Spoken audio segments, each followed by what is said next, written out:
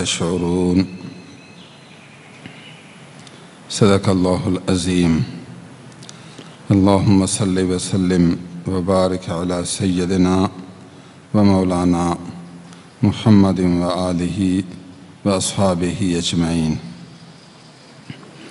اللہ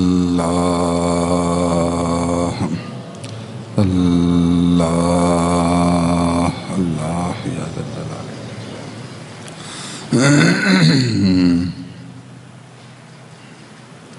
سبحان اللہ۔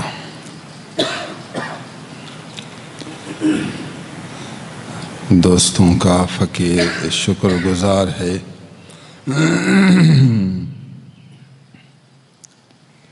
اور ان کے لیے خاص دعا کرتا ہے کہ اس ماہانہ اجتماع میں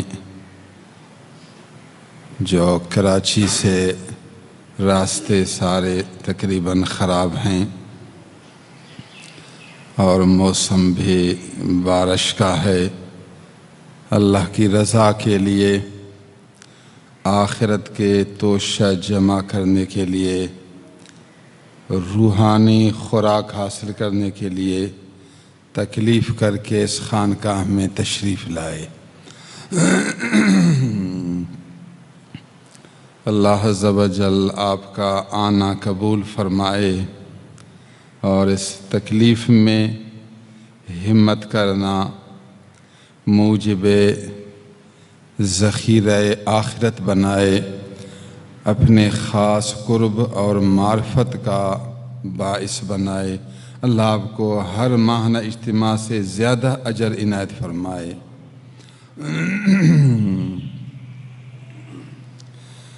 اللہ سبحان اللہ۔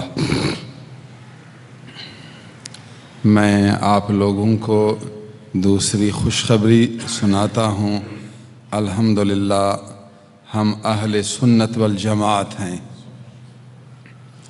اہل سنت والجماعت کا مقصد یہ ہے کہ ان کا طریقہ وہی ہے جو نبی کریم کا طریقہ ہے۔ اہل سنت، سنت منا سنت رسول اللہ، ہم نبی کریم رسول اللہ صلی اللہ علیہ وسلم کے سنت والے ہیں، اس کے طریقے والے ہیں۔ والجماعت منا حضور کے صحابہ، جماعت صحابہ، صحابہ کرام کی جماعت والے ہیں۔ جو صحابہ کرام کا عقیدہ ہے وہی ہمارا عقیدہ ہے۔ ہم نئے طریقوں سے دور ہیں، نئے فرقوں سے دور ہیں، بدعت والے طریقوں سے دور ہیں، گمراہی والے طریقوں سے دور ہیں۔ ہم نبی کریم صلی اللہ علیہ وسلم سے محبت کرتے ہیں، حضور کی وجہ سے حضور کے تمام اہل بیت سے محبت کرتے ہیں۔ حضرت علی رضی اللہ تعالیٰ عنہ ہمارے آنکھوں کی ٹھنڈک ہیں، حضرت امام حسن ہمارے دل کے نور ہیں، امام حسین ہمارے بدن کی جان ہیں، 12 امام سب ہمارے لیے آنکھوں کے نور ہیں۔ اہل بیت کے علاوہ تمام صحابہ کرام ہمارے محبوب ہیں، سب صحابہ کرام ہمارے آنکھوں کے نور ہیں۔ ہم اہل بیت سے بھی محبت کرتے ہیں، صحابہ کرام سے بھی محبت کرتے ہیں، ائمہ اعظام سے بھی محبت کرتے ہیں، اولیاء کرام سے بھی محبت کرتے ہیں، جو نبی کا غلام ہے ان سب سے محبت کرتے ہیں۔ تو یہ اچھا عقیدہ ہے اور یہ اہل سنت والجماعت کا عقیدہ ہے، یہ جنتی لوگوں کا عقیدہ ہے۔ الحمدللہ اللہ نے ہمیں ایسا پیر دیا، ایسے اللہ والوں کی صحبت دی جو سچے اہل سنت والجماعت ہیں۔ میں بھی آپ کو مبارکباد دیتا ہوں کہ الحمدللہ میرے ساتھی، میں ہر مہینے کوشش کرتا رہتا ہوں، ہر وقت دعوت جاری ہے، ہر وقت قرآن و سنت کا درس جاری ہے۔ میرے تمام ساتھی اہل سنت والجماعت ہیں۔ فقیر آپ کو مبارک ہو کہ آپ اہل سنت والجماعت ہیں۔ اللہ، جو لوگ اہل بیت سے محبت کرتے ہیں اور نعوذ باللہ صحابہ کو برا بھلا کہتے ہیں تو یہ گمراہ بن گئے۔ صحابہ بھی تو نبی کے صحابی ہیں، اگر نبی سے محبت ہے تو نبی کے صحابہ سے بھی محبت ہے۔ اور کچھ لوگ صحابہ کرام رضوان اللہ تعالی علیہم اجمعین سے محبت کرتے ہیں لیکن اہل بیت سے نفرت کرتے ہیں، تو یہ بھی گمراہ ہیں۔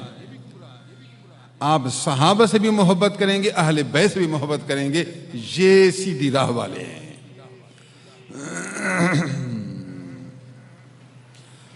اللہ سبحان اللہ۔ یزیدی لوگ، کوفہ کے لوگ دنیا کی محبت کی وجہ سے، دنیا کی لالچ کی وجہ سے اہل بیت کے دشمن بن گئے۔ امام حسین رضی اللہ تعالیٰ عنہ جو حضور کے زمانہ کے، حضور کی جھولی میں پلنے والے، حضور کی زیارت کرنے والے، اہل بیت کے بادشاہ، نعوذ باللہ ان کو ان کے تمام اہل بیت کے ساتھ شہید کیا۔ کتنا بڑا ظلم ہوا۔ دنیا کی محبت ایک عجیب عذاب ہے، دنیا کی محبت انسان کے لیے بڑی ہلاکت ہے، بڑی ضلالت ہے۔ محبت آتی ہے تو پھر آدمی اندھا بن جاتا ہے، دنیا کی محبت آتی ہے تو پھر آدمی نابینا بن جاتا ہے، پھر یہ نہیں سوچتا کہ ابا ہے، یہ نہیں سوچتا کہ کوئی عالم دین ہے، یہ نہیں سوچتا کہ امام حسین ہے۔ دنیا کی محبت اتنا اندھا بنا دیتی ہے۔ آپ کی خدمت میں چند احادیث پیش کرتا ہوں تاکہ ان باتوں سے ہمیں دل کا نور ملے اور اس ماہانہ اجتماع کی خوراک حاصل ہو۔ حضرت ابن عباس رضی اللہ تعالی عنہما روایت کرتے ہیں، حضور کے چچا زاد بھائی ہیں، عباس کے بیٹے ہیں، صحابی ہیں، عالم دین ہیں، حضور کے رشتہ دار چچا زاد بھائی ہیں۔ روایت کرتے ہیں میں نے خواب میں نبی کریم صلی اللہ علیہ وسلم کا دیدار کیا۔ خواب میں ہوں، جمعے کا دن ہے، محرم شریف کی 10ویں تاریخ ہے، سن 61 ہجری ہے۔ میں دن کو خواب میں ہوں، نیند میں دیکھ رہا ہوں، سبحان اللہ، رسول اللہ صلی اللہ علیہ وسلم سامنے نظر آئے۔ حدیث مشکاۃ شریف میں ہے اور دلائل النبوہ للبیہقی سے منقول ہے۔ رأیت النبی صلی اللہ علیہ وسلم فیما یری النائم، جس طرح خواب والا دیکھتا ہے اس طرح میں نے دیکھا، لیکن وہو اشعث واغبر، حضور صلی اللہ علیہ وسلم کے بال مبارک بکھرے ہوئے تھے اور چہرے مبارک پر، داڑھی مبارک پر، سر کے بالوں پر مٹی پڑی ہوئی تھی، غبار آلود مٹی پڑی ہوئی اور بال بکھرے ہوئے۔ معلوم یوں ہوتا ہے کہ آپ کسی بیابان سے، کسی میدان جنگ سے تشریف لائے ہیں، پورے جسم پر وہ مٹی کے اثرات ہیں۔ میں حیران ہوا اور عرض کیا بے ابی انت و امی یا رسول اللہ، اللہ کے پیغمبر آپ پر میرا ابا قربان ہو جائے، میری امی جان قربان ہو جائے، خیر ہے حضور کیوں اس حالت میں ہیں، جسم پر مٹی مبارک ہے، بال بکھرے ہوئے ہیں، خیر ہے کیا وجہ ہے؟ آپ صلی اللہ علیہ وسلم نے جواب دیا، اے ابن عباس، میں ابھی کربلا کے میدان سے آ رہا ہوں۔ حدیث مبارک میں ہے کہ جب میں نے حضور کو دیکھا تو پھر یہ کیا، بے ابی انت و امی، آپ پر میرا ابا قربان، آپ پر میری امی قربان۔ یہ صحابہ کرام کی عادت ہوتی تھی، جب حضور سے بات کرتے تو بات سے پہلے یہ حضور آپ پر میرا ابا اما قربان، عرض ہے۔ یہ ادب کا طریقہ ہے، جب بھی کوئی بڑے آدمی سے بات کریں، محترم سے بات کریں تو پہلے ادبی لفظ استعمال کریں۔ حضرت اللہ تعالیٰ آپ کے درجات بلند فرمائے، عرض ہے۔ حضرت اللہ آپ کا سایہ عاطفت دراز رکھے، ایک عرض ہے۔ اللہ آپ کو ہمیشہ زندگی دے، ایک عرض ہے۔ جیسے خط میں بھی ابتداءً کچھ اچھے لفظ لکھتے ہیں، پھر آدمی اپنی عرض گزار ہوتا ہے، تو یہ صحابہ کرام کا ادب ہے، انہوں نے ہمیں ادب سکھایا۔ ان کی عادت تھی، بے ابی انت و امی، میرا ابا پر قربان، میری امی جانا پر قربان۔ سچے ہوتے تھے، واقعی نبی سے ایسی محبت کرتے تھے، ابا بھی قربان تھا، امی بھی قربان۔ اے فقیر، اے مسلمان، اے نبی کا امتی، آپ بھی نبی سے ایسی محبت کریں کہ آپ کے اندر حال ہو میرا ابا بھی نبی پر قربان، میری امی بھی قربان، میری بیوی بھی قربان، میرے بیٹے بھی قربان، میری بیٹیاں قربان، سارا جہان قربان، نبی کے فرمان پر میں پوری دنیا کو قربان کرتا ہوں۔ پھر تو نبی کا عاشق بنے گا، پھر تو سچا بنے گا، پھر تو کامل امتی ہوگا۔ تھوڑی بات پر ڈنڈا اٹھایا اور مارنا شروع کیا، نبی کا دین چھوڑ دیا، نماز بھی چھوڑ دی۔ استغفر اللہ۔ بخار آیا، کہتے ہیں میں جب نماز پڑھتا ہوں بخار آتا ہے، نماز چھوڑو تاکہ بخار نہ آئے۔ استغفر اللہ۔ کہو میں مر سکتا ہوں مگر نماز نہیں چھوڑ سکتا، مروں تو مروں، میں مروں، میری بیوی مر جائے، میرے بچے مر جائے، مگر محمد الرسول اللہ کی نماز میں نہ چھوڑوں۔ ایسا جذبہ اختیار کرنا۔ بخار آیا، کہتا ہے نماز چھوڑو۔ یہ تیری نبی سے محبت ہے؟ کھڑے نماز نہیں پڑھ سکتا تو بیٹھے پڑھ، رکوع سجدہ نہیں کر سکتا اشارے سے پڑھ، اشارے سے۔ رکوع کے لیے تھوڑا نیچے، سجدے کے تھوڑا زیادہ نیچے کر، چھوڑنا نہیں، نماز چھوڑنا نہیں، اشارہ سے پڑھنا ہے مگر چھوڑنا نہیں۔ یہ ہے محمد الرسول اللہ کا سچا عاشق۔ بیمار ہے، رکوع سجدہ نہیں کرتا، اشارہ کرتا ہے، پھر بھی نماز نہیں چھوڑتا۔ ہاں، سچا اللہ کا بندہ، نبی کا سچا غلام یہ ہے کہ نبی کے طریقے پر تو چل۔ واہ ابن عباس، واہ صحابہ کرام، حضور آپ پر میرا ابا قربان، میری امی قربان، خیر ہے۔ ہاں، یہ بھی عرض کیا کہ حضور صلی اللہ علیہ وسلم کے ہاتھ مبارک میں شیشہ تھا، بوتل، قارورۃ، شیشے کا بوتل تھا، فیہا دم، شیشے کے اندر خون تھا۔ حضور کے بال بکھرے ہوئے، غبار آلود، ہاتھ مبارک میں شیشہ اور اس کے اندر خون تھا۔ عرض کیا حضور خیر ہے؟ ما ہوا، کیا چیز ہے؟ حضور کس حال میں کیوں ہیں؟ آپ صلی اللہ علیہ وسلم نے جواب دیا، میں ابھی ابھی کربلا کے میدان سے آ رہا ہوں، ابھی ابھی۔ ھذا دم الحسین و اصحابہ، اس شیشے کے اندر حسین کا خون ہے اور حسین کے غلام عاشقوں کا خون ہے۔ لم ازل التقطہ منذ اليوم، آج سارا دن کربلا کے میدان میں حسین کا خون چنتا رہا، حسین کا خون جمع کرتا رہا اور حسین کے یاروں کا خون چن چن کر اس شیشے میں ڈالتا رہا۔ آج سارا دن اسی کام میں لگا رہا۔ سبحان اللہ۔ اس ٹکڑے سے معلوم ہوا کہ نبی کریم صلی اللہ علیہ وسلم کو اللہ نے اس دنیا میں قبر مبارک میں زندہ رکھا ہے۔ نبی کریم زندہ ہیں، اگرچہ دنیا سے پردہ پوش ہیں مگر ہیں زندہ۔ یاد رکھیں، جو نبی ہوتا ہے ظاہری موت کے بعد بھی قبروں میں زندہ ہوتا ہے۔ ان اللہ حرم علی الارض ان تاکل اجساد الانبیاء، بے شک اللہ نے زمین پر نبیوں کے جسم کے کھانے کو حرام قرار دیا۔ زمین پر حرام ہے کہ نبی کے جسم کو کھائے۔ خدا کا حکم ہے، اے مٹی، یہ میرا پیغمبر ہے، اس کے جسم کو ذرا برابر نہ کھانا۔ جس طرح آگ نے حضرت ابراہیم علیہ السلام کے جسم پر ذرا برابر اثر نہ کیا، اللہ نے حکم کیا تھا آگ ابراہیم میں نہیں جلانا، تو اس طرح اللہ نے زمین کو حکم فرمایا، اے زمین یہ میرا پیغمبر ہے، اس کو ذرا برابر اثر نہیں کرنا، اس کے جسم کو نہیں کھانا۔ مٹی چیزوں کو کھاتی ہے، پگھال دیتی ہے، گلا دیتی ہے، لیکن نبی کے جسم پر کچھ اثر نہیں کرتی۔ حدیث کے لفظ یاد کریں، ان اللہ حرم علی الارض ان تأکل اجساد الانبیاء، اللہ نے زمین پر حرام کیا ہے کہ کسی نبی کے بدن کو کھائے۔ فنبی اللہ حی یرزق، اللہ کا نبی زندہ ہوتا ہے، حی زندہ ہوتا ہے، یرزق رزق دیا جاتا ہے۔ ابن ماجہ، سنن ابن ماجہ کی یہ لفظ ہیں اور مشکوٰۃ شریف میں منقول موجود ہیں۔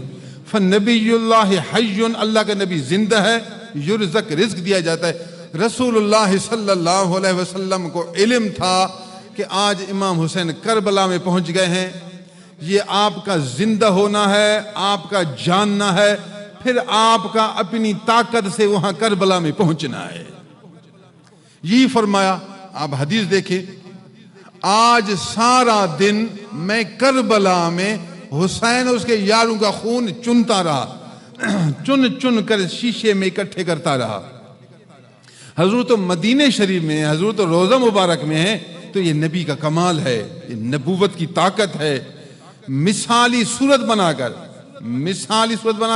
کربلا میں پہنچ گئے۔ اللہ کے پیغمبر کربلا میں موجود ہیں اور امام حسین کو بھی دیکھ رہے ہیں، ان کے یاروں کی شہادت کو بھی دیکھ رہے ہیں، ان کی قربانی کو بھی دیکھ رہے ہیں۔ دنیا تو فانی ہے، ایک دن مرنا ہے۔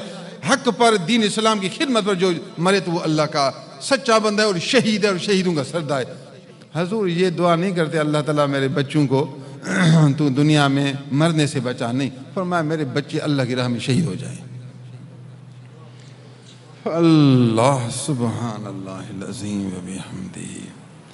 اللہ کے پیغمبر اگر چاہیں تو اپنے روحانی طاقت سے مثالی صورت، ایک صورت بنا لیں اور اس صورت سے جہاں چاہیں وہاں پہنچ جائیں۔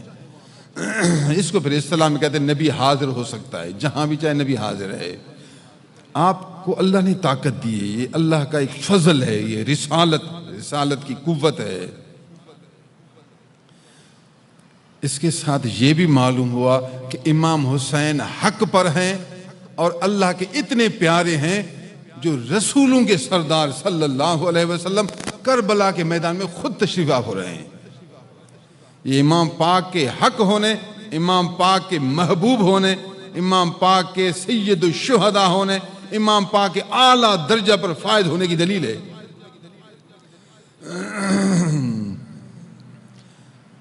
لم ازل التقط ہو، لم ازل منا ہمیشہ، التقط منا اسے چنتا رہا۔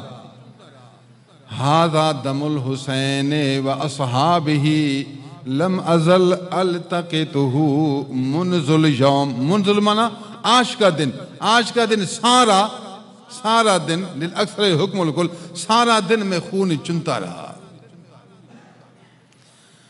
اللہ سبحان اللہ۔ امام حسین کو یہ مقام کیوں ملا، یہ شرف کیوں ملا کہ حق پر قائم رہے، حق پر ڈٹے رہے، حق پر مضبوط رہے۔ فقیر آپ کو بھی لوگ تکلیف دیں گے، آپ پر بھی تکلیفیں آئیں گی، آپ پر بھی مصائب آئیں گے، لیکن یاد رکھنا اللہ کا قرآن آپ سے نہ چھوٹے، رسول اللہ صلی اللہ علیہ وسلم کی سنت فرمان آپ سے نہ چھوٹے، اپنے کامل پیر عالم بعمل پرہیزگار کا دامن آپ سے نہ چھوٹے، اپنے پیر کی صحبت، اپنے پیر کا ماہانہ اجتماع، اپنے پیر کی مجلس، یہ خداوند سے محبت ہے۔ پیر کی صحبت میں ہم نبی کی وجہ سے آتے ہیں، پیر کی مجلس میں ہم اللہ کی وجہ سے آتے ہیں۔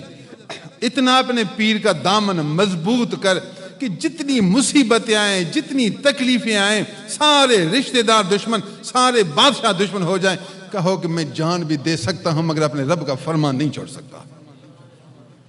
اللہ کا بندہ اگر آپ ڈٹ جائیں گے تو آپ کو اتنا مقام ملے گا۔ دیکھیے حضرت امام حسین حق پر مضبوط رہے، جان دی مگر ایمان نہیں دیا۔ رسول اللہ خود کربلا میں پہنچ گئے ہیں، نبی کریم صلی اللہ علیہ وسلم ان کے خون کو جمع کر رہے ہیں۔ میں سوچتا رہا کہ حضور کا آنا ٹھیک ہے، آئیں اور اپنے پیاروں کو دیکھیں، اپنے عاشقوں کو دیکھیں، اپنے جسم کے ٹکڑوں کو دیکھیں، اپنے نواسوں کو دیکھیں، آنا تو سبحان اللہ، لیکن خون کیوں چنا؟ شیشے میں خون کو کیوں جمع کیا ہے؟ اس کی وجہ کیا ہے؟ رسول اللہ صلی اللہ علیہ وسلم خود اپنے ہاتھ سے خون جمع کر کے شیشے میں ڈالتے ہیں، یہ کیوں؟ اس کی بھی کوئی وجہ ہوگی، اس میں بھی کوئی راز تو ہوگا، کوئی حکمت تو ہوگی۔ میں نے جب غور کیا تو پھر بہت سے راز سامنے آئے، ایک راز نہیں، بہت سے راز کھلے کہ یہ راز ہیں۔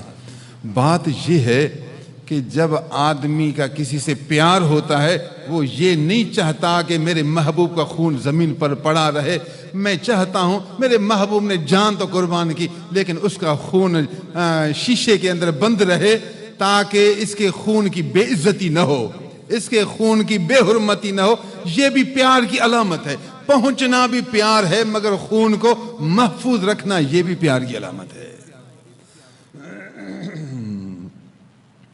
نمبر 2، ایک وجہ یہ بھی ہے، حضور نے سوچا کہ یہ نبیوں کی اولاد میں شہیدوں کے سردار کا خون ہے، ایسا نہ ہو کہ کسی آدمی کا پاؤں اس خون پر آ جائے اس خون کی بے ادبی ہو اور وہ آدمی بے ادبی میں شمار ہو. میں نبی چاہتا ہوں کہ میرے محبوب کے خون پر قدم نہ آئے, اس خون کی بے ادبی نہ ہو جائے. بے ادبی سے بچانے کے لیے حضور نے خون کو جمع کیا. ایک تو پیار تھا, پیار کی وجہ سے دل میں ایک جذبہ ہوتا کہ خون کو محفوظ رکھوں, اور دوسرا بے ادبی سے بچانے کے خون کو محفوظ کیا.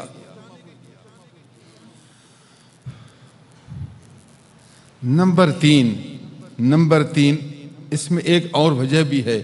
حضور صلی اللہ علیہ وسلم کے دل میں یہ خیال آیا ہوگا کہ یہ خون بہت قیمتی ہے, یہ خون جو چھپاؤں گا قیامت کے دن اللہ کی دربار میں عرض کروں گا مولا میری یہ دعا قبول کر.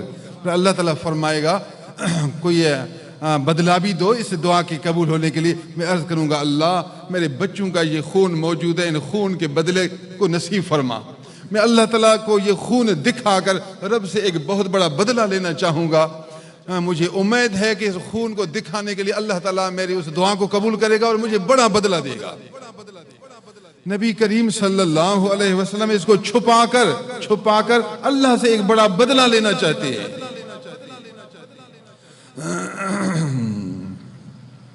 ایک چوتھا راز بھی ہے, وہ یہ کہ اس خون کو چھپانا یہ تبرک ہے. کسی بھی مشکل وقت میں اگر آپ اس خون کو اسی جگہ رکھیں گے تو اللہ کی وجہ سے رحمت آئے گی اور برکت آئے گی. اللہ کے محبوب بندوں کا کپڑا بھی بابرکت ہے, اللہ کے محبوب بندوں کا تھوک بھی بابرکت ہے, اللہ کے محبوب بندوں کا خون کا قطرہ بھی بابرکت ہے.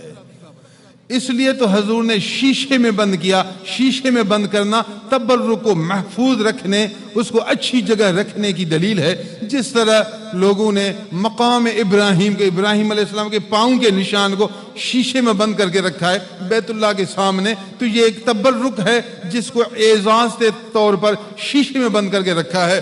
تو حضور صلی اللہ علیہ وسلم نے امام حسین کے خون کو تبرک کے طور پر شیشے میں بند کیا. فرمایا کہ تاکہ لوگوں کو پتہ چلے کہ اچھی چیز کا تبرک حق ہے, اور تبرک نبی کریم صلی اللہ علیہ وسلم کی بھی سنت ہے, اور قیامت تک لوگ اپنے مشائخ کا تبرک لیتے رہیں گے, تبرک اختیار کرتے رہیں گے اور برکت اللہ سے حاصل کرتے رہیں گے. یہ بھی ایک راز ہے جو کہ اس حدیث مبارک سے معلوم ہوا, اور یہ حدیث مبارک اس کی اصل ہے. یہ حدیث مبارک اس کے لیے دلیل ہے, اس کے لیے برہان قاطع ہے. حضور کا عمل, نبی نے کوئی ایسا کیا کہ حضور صلی اللہ علیہ وسلم نے جب خون کو شیشے میں ڈالا, اس کو محفوظ رکھا, تو یہ اس بات کی دلیل ہے کہ تبرک جائز ہے.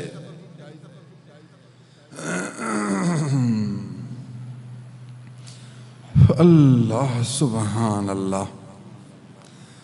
کسی مولوی صاحب سے آپ پوچھیں, مولوی صاحب امام حسین کا خون جمع کرنا یہ تو اچھی بات ہے, امام حسین کا خون وہ تو اللہ کے پیارے, لیکن حضور نے فرمایا حسین کا خون اور حسین کے ساتھ جو شہید ہوئے, امام حسین کے جو اصحاب ہیں اس کے ساتھی ہیں, امام حسین کے ساتھ جو شہید ہوئے انہوں نے امام حسین کو آگے نہیں چھوڑا. اگر پہلے امام حسین جاتے تو صرف امام حسین شہید ہوتے, باقی تو سارے بچ دے, لیکن انہوں نے کہا کہ نہیں, ہم موجود ہیں تو پہلے آپ کو نہیں چھوڑیں گے. ہمیں پتہ ہے کہ وہ زیادہ ہم تھوڑے ہیں, ہم نے تیاری نہیں کی, ہم تو مسافر ہیں, وہ تو تیاری کر کے آئے ہیں, ان کا بڑا لشکر ہے, لیکن ہم چھوڑیں گے نہیں, پہلے ہم اپنی جانیں قربان کریں گے اور پھر آپ.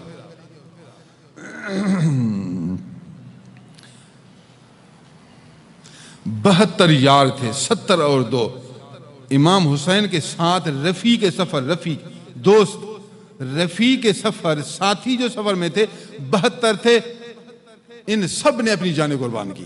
فرمایا کہ پہلے ہم جائیں گے, جب تک ہم زندہ ہیں تو ہم یہ نہیں چاہتے آپ آگے جائیں, ہم جاتے رہیں گے, ہم قربان ہوں گے, پھر ہم مجبور ہوں گے, اللہ کی دربار میں عرض یہی کریں گے اللہ ہم نے تو اپنی جانیں قربان کی تیرے محبوب پر, آگے اور جانیں ہمارے پاس تھی نہیں, ہم سے خدا حساب نہیں لے گا. کمال محبت ہے, کمال سچائی ہے, سب نے جانیں دی. امام حسین ان کو روکا, فرمایا وہ میرے طلبگار ہیں, آپ کے طلبگار نہیں, آپ کو اجازت ہے ایک طرف نکل جائیں تو نکل جائیں. انہوں نے کہا کہ نہیں, ہم جب تک زندہ ہیں آپ کو آگے بھی نہیں چھوڑیں گے, اپنی جانیں دیں گے. کمال ہے. ٹھیک, ساتھیوں نے جانیں دی. اس کے بعد پھر بھائی کے بیٹے آئے, بھائی کے امام حسن کے بیٹے آئے, وہ بھی سب قربان ہو گئے. پھر بہنوں کے بیٹے آئے, وہ بھی قربان ہو گئے. پھر چچا کی اولاد آئی, وہ بھی قربان ہو گئے. سوٹ چچا زاد بھائی کی اولاد آئی, وہ بھی قربان ہو گئی. اپنے بھائی آئے, وہ بھی قربان ہوئے. پھر اپنے بیٹے آئے، آخری مرحلہ بھی اپنے بیٹوں کا ہے۔ اردا کے جو رشتہ دار تھے، بعض تاریخ کتابوں میں ہے کہ 19، یہ رشتہ دار کل 19 تھے اور 20واں خود آپ تھے، بعض کہتے ہیں کہ کل 21 تھے، 19 20 21، یہ 3 تاریخی باتیں ہیں۔ 20 کے قریب اہل بیت تھے، یہ سب اہل بیت قربان ہوتے رہے۔ امام حسین کے اپنے بیٹے اپنے جسم کے ٹکڑے، انہیں کہا ابا نہیں، ہم آپ کو پہلے نہیں چھوڑیں گے، اب جب تک ہم زندہ ہیں ہم قربان ہو جائیں پھر آپ۔ امام حسین نے فرمایا ٹھیک ہے، اگر آپ قربانی چاہتے تو ماشاءاللہ۔ اپنے اہل بیت جسم کے ٹکڑے، امام حسین کی اپنی اولاد، سب یکے بعد دیگر کربلا میں شہید ہوتی رہی۔ بڑا مشکل مرحلہ ہے۔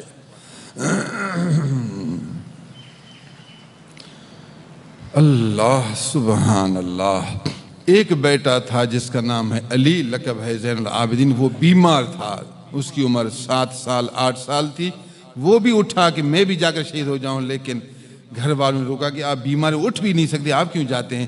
صرف امام حسین کا ایک بیٹا علی زین العابدین زندہ رہے اور اسی سے یہ نسل جاری رہی۔ یہ جو امام حسین کی اولاد ہے وہی ایک بیٹے کی اولاد ہے جس سے یہ حسینی نسب جاری رہا، باقی سب اولاد شہید ہو گئے۔ میں سوال یہ کر رہا تھا کہ امام حسین کا خون جمع کرنا یہ تو سمجھ میں آتا ہے، لیکن امام حسین کے جو ساتھی ہیں 70 ساتھی ہیں اور دیگر اہل بیت، ان کا خون کیوں جمع کیا؟ رسول اللہ صلی اللہ علیہ وسلم فرمایا ھذا دم الحسین واصحابہ، حسین کے یاروں کا خون بھی اسی شیشے میں ہے۔ معلوم ہوا کہ امام حسین کے جو عاشق ہیں، امام حسین پر جان قربان کرنے والے ہیں، امام حسین سے محبت کرنے والے ہیں، نبی کریم صلی اللہ علیہ وسلم کو امام پاک کے عاشق بھی پیارے ہیں، امام حسین تو محبوب ہیں، امام حسین کے محبت والے بھی محبوب ہیں، امام حسین کے خون کی عظمت ہے تو امام پاک کے اصحاب اور قربان ہونے والوں کے خون کی بھی عظمت ہے۔ اللہ والوں کی بھی عزت ہے تو اللہ والوں کے سچے مریدوں کی بھی عزت ہے۔ تجھے اپنے پیر سے محبت ہے لیکن پیر کے عاشق سے محبت کیوں نہیں؟ اپنے پیر سے تجھے محبت ہے تو پیر کا یہ سچا مرید ہے، پیر کا خدمت گزار ہے، پیر کی محبت کرنے والا ہے، پیر کو دعوت کرنے والا ہے، پیر پر جان مال قربان کرنے والا ہے، اس فقیر سے تیری محبت کیوں نہیں؟ پھر تو جھوٹا ہے نا۔ اگر پیر سے تو سچا ہوتا تو پیر کے غلام سے بھی سچا ہوتا۔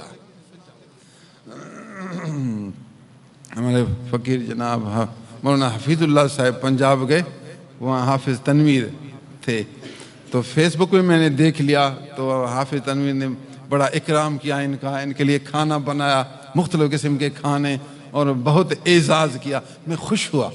حافظ تنویر، آپ نے اپنے پیر کی وجہ سے اپنے پیر بھائی کی قدر کی۔ یہ ظاہر میں پیر بھائی کی قدر ہے، حقیقت میں اپنے پیر کی قدر ہے۔ اپنے پیر کی وجہ سے تو نے عزت کی نا، تو نے یہی سمجھا کہ مولوی حفیظ اللہ میرے پیر کا مرید ہے، میرے پیر کا سچا ہے، میرے پیر کے ہر مہینہ والا اجتماع میں شریک ہوتا ہے، جیسا بھی ہے اپنے دل کو اپنے پیر کو دے دیا ہے۔ آنکھیں دل والی سب بند، ایک پیر کو دیکھنے والی آنکھ ہے۔ تو نے اس کو اپنے عقیدہ میں پیر کا سچا سمجھا تو اس وجہ سے اس کا اکرام کیا، اعزاز کیا، انتظار کیا، کھانا پیش کیا، تحفہ دیا۔ اے فقیر، یہ اس طرح ہے جس طرح تو نے اپنے پیر کا اکرام کیا، اللہ تعالیٰ تجھے بدلہ دے گا، اس کا انعام تجھے رب تعالیٰ دے گا۔ تو نبی کریم صلی اللہ علیہ وسلم نے امام حسین کی وجہ سے امام حسین کے مریدوں کے خون کی بھی عظمت کی۔ امام حسین کی تو عظمت ہے، لیکن امام حسین پر جنہوں نے جانیں قربان کی، امام حسین کے جو مرید تھے، امام حسین کے جو یار تھے، حضور نے فرمایا امام حسین کی عظمت تب ہوگی جب حسین کے یاروں کی بھی عظمت ہو جائے۔ ہاں، یہ سبق آپ کو ملا۔ ھذا دم الحسین واصحابہ، اور امام حسین کی تجھے عظمت ہے تو اس کے یاروں کی بھی عظمت ہو۔ ہم بھی تو یہی کہتے ہیں اگر تجھے نبی سے محبت ہے تو نبی کے یاروں سے بھی تو محبت ہو۔ کہتے ہیں میں نبی کا عاشق ہوں، اللہ نبی کا عاشق وہ ہے، نبی کی وجہ سے جو نبی کے یار ہیں، 4 یار صحابہ، یہ تو نبی کے عاشق ہیں، نبی کے مرید ہیں، نبی کی وجہ سے نبی کے مریدوں سے بھی محبت لازم ہے۔ جو صحابہ سے محبت کرتا ہے، جو صحابہ سے محبت کرتا ہے تو سمجھو وہ نبی سے محبت کرتا ہے۔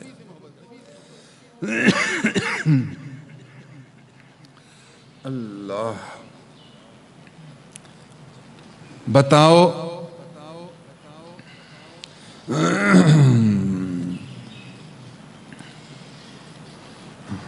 محبوب کا محبوب بھی محبوب ہوتا ہے. تیری محبت نبی سے اور نبی کی محبت جس سے ہے تو اس سے محبت بھی ضروری ہے. تیری محبت نبی سے الحمدللہ، پھر تیرے محبوب کی محبت جس سے ہے تو اس سے محبت بھی لازم ہے. اگر تو اس سے محبت نہیں کرتا تو جھوٹا ہے. نبی کی محبت چار یار سے ہے، نبی کی محبت صحابہ سے ہے. اگر تو نبی سے محبت کرتا ہے تو صحابہ سے محبت بھی ضروری ہے. ایک اور حدیث سنیے.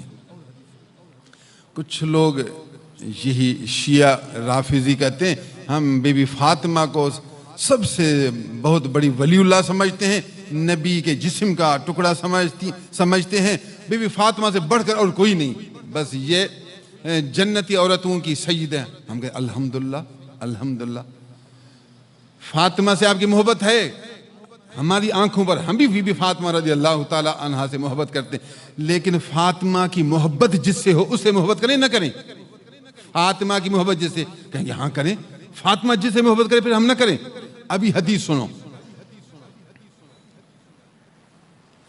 نبی کریم صلی اللہ علیہ وسلم کی بیویوں نے بی بی فاطمہ کو عرض کیا، فاطمہ آپ نبی کی پیاری ہیں، صاحبزادی ہیں. نبی کی حرم پاک، نبی کی بیویوں نے ایک بار بی بی فاطمہ نبی کی صاحبزادی کو عرض کیا کہ آپ نبی کی پیاری ہیں، لاڈلی ہیں، نبی آپ کی بات مانتے ہیں، نبی کو عرض کرو. یہ لوگ بی بی عائشہ کی باری پر زیادہ ہبہ ہدیہ تحفہ حضور کی طرف بھیجتے ہیں، ہماری باری پر نہیں بھیجتے. تو حضور ان کو اعلان دے کہ دوسری بیویوں کی باری پر بھی بھیجا کریں. آپ اگر نبی کو عرض کریں گی تو نبی اعلان دے گا تو پھر صحابہ ہماری باری میں بھی بھیجیں گے. اب صحابہ جب ہدیہ دینا چاہتے ہیں تو سوچتے ہیں کہ بی بی عائشہ کی باری ہو، اس میں پھر زیادہ دیتے، ویسے دیتے ہیں لیکن اس میں پھر زیادہ دیتے ہیں. تو ہمارا خیال یہ ہے کہ اگر سب کی باری میں دے تو اچھا ہوگا، ہمارا دل چاہتا ہے. خیال تھا ان کا، اچھی بات ہے، اظہار کیا. بی فاطمہ نے ٹھیک ہے ابا کو کہتی ہوں. فاطمہ آئی حضور صلی اللہ علیہ وسلم کی خدمت عالیہ میں عرض کیا، حضور بیویاں یہ کہتی ہیں.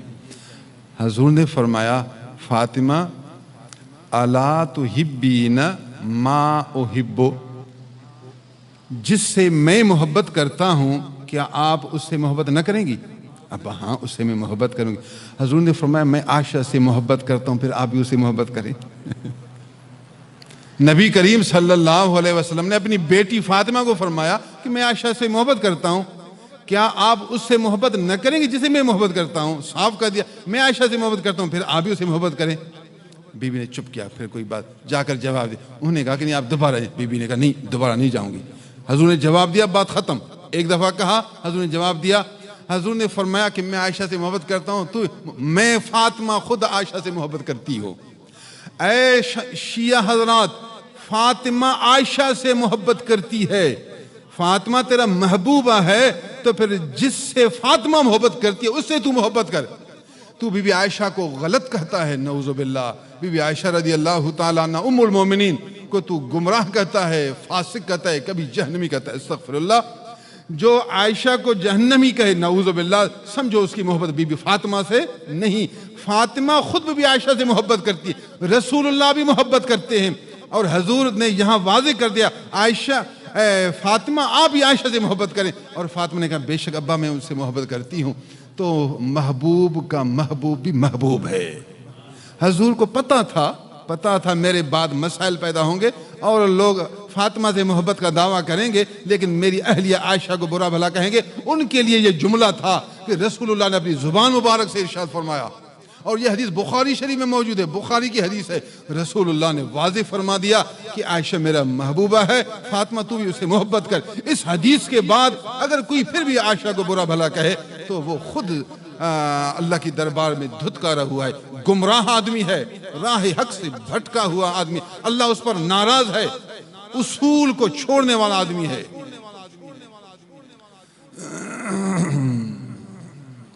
سوال یہ تھا کہ حضور صلی اللہ علیہ وسلم امام پاک کے یاروں کے خون کو کیوں شیشہ میں جمع کرتے ہیں؟ امام پاک کے یاروں کے خون کو، امام پاک کے یاروں کے خون کو جمع کرنا اس بات کی دلیل ہے کہ محبوب کا محبوب بھی محبوب ہوتا ہے، محبوب کا عاشق بھی محبوب ہوتا ہے، محبوب کا مرید بھی محبوب ہوتا ہے، محبوب پر جان قربان کرنے والا بھی محبوب ہوتا ہے۔ یہی بات ہے۔ جب آپ اس محبت کی راہ میں آئے نہیں، محبت کو سیکھا نہیں، پھر کیسے آپ محبوب بنیں گے؟ محبوب بننے کے لیے نفس تو چھوڑو، محبت کے سبق بھی تو پڑھو، محبت کے طریقے بھی اختیار کرو۔ محبت کے طریقے اختیار کرتا نہیں، محبت کا سبق پڑھتا نہیں، پھر دعویٰ سے تو کچھ نہیں ہوتا۔ حضور قبلِ عالم علیہ الرحمہ سے کئی بار سنا فرماتے تھے، پیر مٹھا علیہ الرحمہ فقیروں کی دعوت پر جاتے تھے، کچھ رحمت پور سے فقیر اٹھاتے، کچھ باہر سے بھی شریک ہوتے۔ پھر میزبان کو یہ سبق ہوتا تھا کہ رحمت پور کے فقیروں کو آپ جدا کھانا کھلائیں، عام آدمی کو جدا کھانا کھلائیں، اور جو پیر کے ساتھ ہیں ان کا کھانا جدا ہو، ان کو آپ علیحدہ بٹھائیں، علیحدہ کھانا کھلائیں، تاکہ فرق ہو، پیر کا قدر ظاہر ہو، پیر کی عزت ظاہر ہو کہ یہ پیر کے خاص آدمی ہیں، پیر کے دربار کے رہنے والے ہیں، ان کو آپ جدا رکھیں۔ پھر بعد میں واپس آ کر پوچھتے تھے کہ آپ کا کتنا اکرام ہوا، آپ کا کچھ خیال رکھا نہیں۔ میزبان کو پھر سمجھاتے تھے کہ یہ ادب ہے، یہ دعوت کرنے کا طریقہ ہے، یوں کریں گے تو کامیاب ہوں گے، یوں کریں گے تو مریدی کا حق ادا ہوگا، اللہ کی طرف سے رحمت ہوگی، آپ کو سکون ملے گا۔ آج کل پیر سے بھی لڑائی ہے، پیر بھائی کیا پیر سے لڑائی ہے، پیر سے جھگڑا ہے، ایسے بھی کچھ مردود ہوتے ہیں، بد دماغ ہوتے ہیں، متکبر مغرور۔ شیطان جو مغرور ہوا تو نعوذ باللہ آدم علیہ السلام کا دشمن ہوا، جو مغرور ہوگا اپنے پیر کا دشمن ہوگا، جو مغرور ہوگا امام حسین کو شہید کرے گا۔ بس یہی دو باتیں ہیں، یا اپنا تکبر غرور ہے یا دنیا کی لالچ ہے، یہ دو بڑے مرض ہیں جو انسان کو تباہ کرتے ہیں۔ پھر نہ ابا کو دیکھے گا، نہ پیر کو دیکھے گا، نہ عالم کو دیکھے گا، نعوذ باللہ نہ امام پاک کو دیکھے گا، نہ نبی کو دیکھے گا۔ غرور جب دماغ پر چڑھتا ہے پھر ایسے ہی۔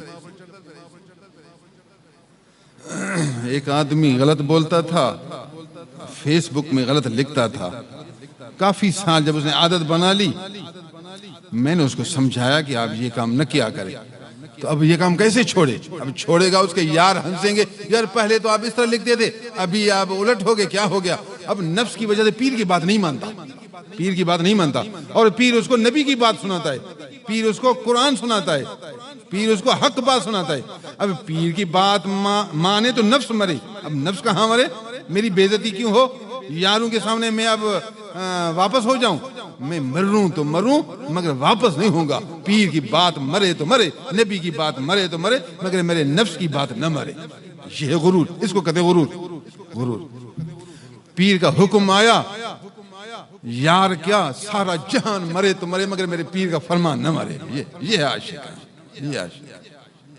اللہ اس کو سکون دے گا، اس کا سینہ نور سے بھر دے گا۔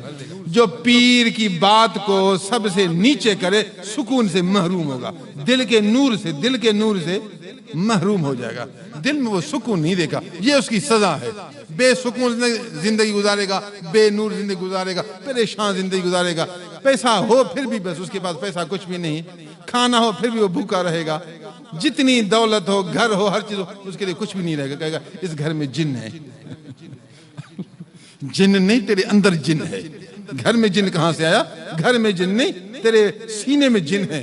تو اپنے پیر سے سچا نہیں، تو نبی سے سچا نہیں، تو اللہ سے سچا نہیں، پھر گھر میں بھی جن ہے، دکان میں بھی جن ہے، تیرے پیٹ میں بھی جن ہے، تیری گاڑی میں بھی جن ہے، تیرا موٹر سائیکل نہیں، اس میں بھی جن ہے۔ میں آپ کو سچ کہتا ہوں، فقیر سچ کہتا ہوں، نبی سے سچا بن جا، اللہ کا سچا، پیر کا سچا، خدا کی قسم گھر بھی جنت کا ٹکڑا، دکان بھی جنت کا ٹکڑا، سینہ بھی جنت کا ٹکڑا، گاڑی تیرے لیے جہاز بن جائے گی۔ سینہ جو خوش ہے، دل جو خوش ہے۔ اللہ جب راضی ہوتا ہے سب سے پہلے دل کا سکون عنایت کرتا ہے، یہ اس کا فضل ہے۔ راضی ہوتا ہے دل کا سکون عنایت کرتا ہے، ناراض ہوتا ہے اندر کا سکون چھین لیتا ہے، اندر کا سکون، وہ سکون نہیں رہے گا، آرام نہیں رہے گا۔ اب کچھ دنوں سے ایک آدمی غلط چل رہا ہے، میں دیکھ رہا ہوں اس کے اندر کا سکون کا دروازہ بند، اب ہمیشہ بے سکون رہے گا، یہ اس کی سزا ہے خدا کی۔ ہم پیٹتے نہیں لیکن خدا کا قانون آپ کو سنا رہے ہیں، اللہ کا قانون اس کا ایک نظام ہے، وہی نظام آپ کو بتا رہے ہیں۔ اس کا نظام یہ ہے کہ اب یہ شخص بے سکون رہے گا، بے آرام رہے گا، کیونکہ اس نے کام ایسا کیا، اس نے عمل ایسا کیا، سکون کا دروازہ بند، بے آرامی کا دروازہ کھول دیا، اب کہاں سے سکون پائے گا؟ اللہ، میں آپ کو یہ دعوت دیتا ہوں، آپ عاشق بنیں، حق پر قائم رہیں، اسلام پر مضبوط رہیں، نماز، حلال روزی، بیوی بچوں پر رحمت و شفقت، صبر، تواضع، پیر سے اچھی نسبت، خوب تبلیغ کیا کریں، ہر وقت لوگوں کو دعوت دیا کریں، ماہانہ اجتماع میں بھرپور شرکت کیا کریں، تکلیفیں اگر زیادہ اٹھائیں گے تو زیادہ اجر ملے گا، راستہ دور سے پھر کر آئیں گے تو خدا تعالیٰ اور زیادہ نور عنایت کرے گا۔ پیر کی نسبت میں مضبوط ہو جائیں، انشاءاللہ اللہ تعالیٰ تیرے لیے رحمت کے دروازے بناتا رہے گا۔ جس طرح امام پاک کے لیے نبی نے پیار کیا، خون کو جمع کیا اسی رنگ کا، پھر نبی چاہتے ہیں جس رنگ کا، جیسا تیرا عمل ہوگا، جیسا تیرا جذبہ ہوگا، بہرحال بدلہ ضرور ملے گا، پھر آپ کے حال کے موافق جتنا آپ کا جذبہ ہوگا اتنا زیادہ انعام ملے گا۔ اللہ، باقی جنہوں نے امام پاکوں کو ستایا، ان کو دکھ آیا، ان کو سزا ضرور ملے گی، چونکہ گناہ بڑا ہے تو پھر سزا بھی زیادہ ہوگی۔ اب دوسری حدیث سنیے، ترمذی شریف میں یہ حدیث موجود ہے،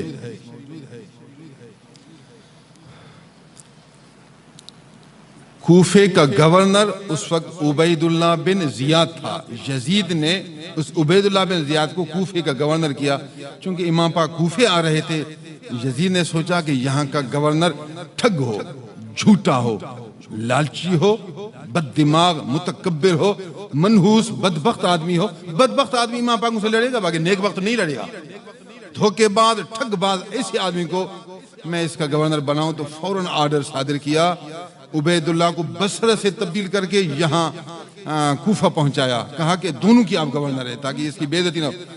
آپ بصرے کے جیسے گورنر ہیں تو وہاں کے بھی رہیں، لیکن موجودہ کاروائی کوفے میں کرنی ہے، آپ کوفے کے بھی گورنر وہاں پہنچ جائیں۔ تو وہ حربے سے کوفے پہنچ گیا، بڑا خوش تھا کہ اب 2 صوبے میرے نیچے ہیں، میں 2 صوبوں کا گورنر ہوں۔ ٹھگ، جھوٹا، مکار، یہ کام وہی کرتے ہیں جو جھوٹ زیادہ بولیں، دھوکہ زیادہ دیں، اندر اور باہر اور۔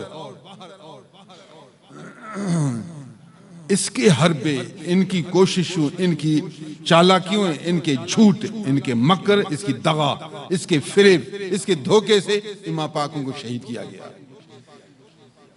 آخر کار اسی ابن زیاد کو، عبید اللہ بن زیاد کو کچھ سالوں کے بعد قتل کیا گیا۔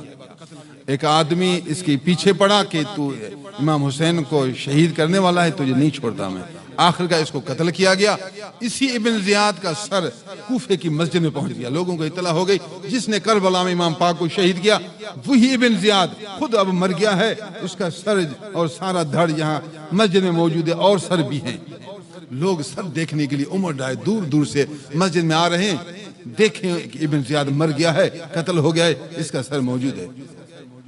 سر یہاں پڑے ہوئے ہیں، بڑا تھال ہے، لوگ آ کر دیکھ رہے ہیں، لوگوں کا ہجوم ہے، فوراً آواز، قد جات قد جات قد جات قد جات، آیا آیا آیا آیا، سانپ آیا سانپ آیا۔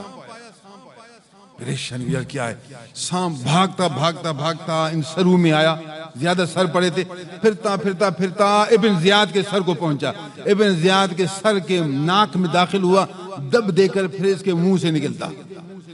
سانپ، یہ ظالم منحوس گورنر جس نے امام پاک کو شہید کرایا، اس کے ناک میں سانپ داخل ہوتا ہے، پھر اس کے منہ سے نکلتا ہے، پھر داخل ہوتا ہے، پھر منہ سے نکلتا ہے، یہاں چکر لگاتا رہتا ہے، اس کو ڈستا رہتا ہے اور پھرتا رہتا ہے۔ لوگ کہتے ہیں اللہ پناہ دے اللہ پناہ دے۔ سب کو پتا چلا کہ یہ ابن زیاد جس نے اتنا بڑا ظلم کیا، اللہ اتنا ناراض ہے کہ دنیا میں بھی اس کو خوار کیا، دنیا میں بھی ذلیل کیا، دنیا میں بھی بدنام کیا۔ لوگوں کو پتا چلے کہ جو میرے پیاروں سے لڑتا ہے خدا اس کا انجام ایسے کرتا ہے۔ امام پاک کو تو سید الشہداء کا مقام ملا، وہ تو شہیدوں کے سردار بن گئے، قیامت تک لوگ اس کی تعریف کریں گے، اور جو پریشان ہے وہ اس کا قصہ یاد کر کے اپنے لیے ایک ڈھال بنائیں گے کہ امام پاک شہید ہوئے، میں کیا ہوں، میں بھی اللہ کی راہ میں تکلیفیں برداشت کروں گا، میں بھی صبر کروں گا۔ تو ان کا قصہ پڑھ کر لوگ صبر کرتے رہیں گے، اور اس ظالم کی ظلم اور اس کی برائی کو بیان کر کے لوگ اس کو برا بھلا کہتے رہیں گے، اس کی بدنامی، اس کی ذلت کا تذکرہ کرتے رہیں گے۔ پھر سانپ واپس ہوا، تھوڑی دیر کے بعد پھر لوگوں نے کہا آیا آیا آیا آیا، سانپ آیا سانپ آیا، پھر دوبارہ آیا، پھر ناک میں جاتا ہے، پھر منہ سے نکلتا ہے، پھر ناک میں جاتا ہے، پھرتا رہتا ہے۔ اس ظالم کو یہ سزا دیتا رہتا ہے تاکہ پتہ چلے کہ یہ اتفاقاً نہیں ہوا، یہ خدا کی طرف سے عذاب ہے۔ ترمذی شریف کی حدیث مبارک مکمل سند موجود ہے، اور دیگر کتابوں میں بھی موجود ہے، اسد الغابہ میں بھی میں نے پڑھا ہے۔ ڈستے ڈستے پھر چلا گیا، پھر تیسری بار پھر واپس آیا۔ لوگوں نے کہا سانپ آیا، قد جات، پھر آیا، اسی ابن زیاد کے ناک میں داخل ہوتا ہے، منہ سے نکلتا ہے، پھر کبھی منہ میں داخل ہوتا ہے، ناک سے نکلتا ہے، یہ چکر لگاتا ہے۔ 3 بار یہ حال ہوا تاکہ لوگوں کو سبق ملے، لوگوں کو درس ہو کہ جو اللہ کے پیاروں سے لڑتا ہے خدا اسے اس طرح لڑتا ہے۔ من عادی لی ولیا فقد آذنتہ بالحرب، جو میرے دوستوں سے دشمنی کرے گا میں رب اعلان دیتا ہوں جنگ کے لیے۔ یہ خدا کے اعلان جنگ کا ثمرہ ہے، نتیجہ ہے کہ سانپ آ کر اس کو ڈستا رہتا ہے، اور دنیا میں لوگ آنکھوں سے دیکھ رہے ہیں۔ میں آپ کو دعویٰ دیتا ہوں کہ دنیا کی وجہ سے اللہ والوں سے نہیں لڑنا، دنیا کی وجہ سے اللہ والوں سے نہیں لڑنا، اپنے نفس کی وجہ سے، بڑائی عزت کی وجہ سے کسی اللہ والے سے نہیں لڑنا۔ تیرا بھی انجام اس طرح ہوگا جس طرح ابن زیاد کا انجام ہوا۔ درجے میں فرق ضرور ہوتا ہے درجے میں، لیکن رنگ تو یہی ہے، جو اللہ کے پیاروں سے لڑے گا رب اس سے لڑے گا۔ قاعدہ اٹل ہے، یہ اللہ کا فیصلہ ہے، لا تبدیل لکلمات اللہ، اللہ کے فیصلے میں کوئی تبدیلی نہیں۔ من عادی لی ولیا فقد آذنتہ بالحرب۔ اور میں نے بچپن سے یہی دیکھا، جنہوں نے اللہ کے پیاروں سے لڑا، چلتے چلتے ذلیل ہوتے رہے۔ اللہ ہمیں اہل بیت سے محبت دے، اپنے دوستوں سے محبت نصیب فرمائے، اور اپنے دوستوں کی دشمنی سے بچائے۔ رب تعالی ہمیں اپنے دوستوں کے ساتھ لڑائی کرنے سے ہمیں بچائے۔ خدا ہمیں دنیا کی لالچ محبت سے بچائے، تکبر سے بچائے۔ اللہ سبحان اللہ العظیم و بحمدہ سبحان اللہ۔ تاریخ تبری میں جن جن لوگوں نے امام پاک کو تکلیف دی، ستایا، ان سب کا انجام لکھا ہوا ہے۔ میں نے آپ کو ابن زیاد کا انجام سنایا، لیکن دوسرے ظالموں کا انجام بھی لکھا ہوا ہے۔ یکے بعد دیگر سب اس طرح ذلیل ہوتے رہے، خوار ہوتے رہے۔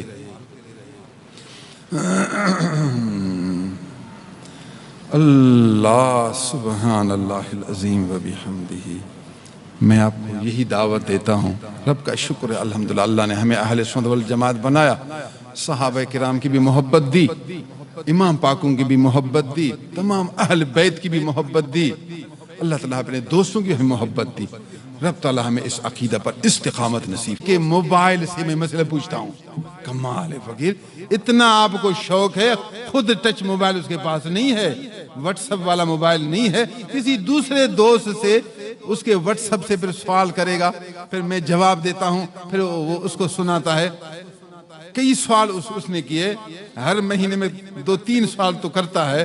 خوش ہوتا ہوں، میں خوش ہوتا ہوں، شاباش فقیر کہ آپ کا دین سے کتنی نسبت ہے، دین سے کتنی محبت ہے، نبی سے کتنی محبت ہے۔ مسئلہ پیشہ بیچارہ پوچھتا ہے پیر سے، حضور یہ مسئلہ کیسا ہے، اس کے بارے میں فرمایا کیا کروں، خوش ہوتا ہوں۔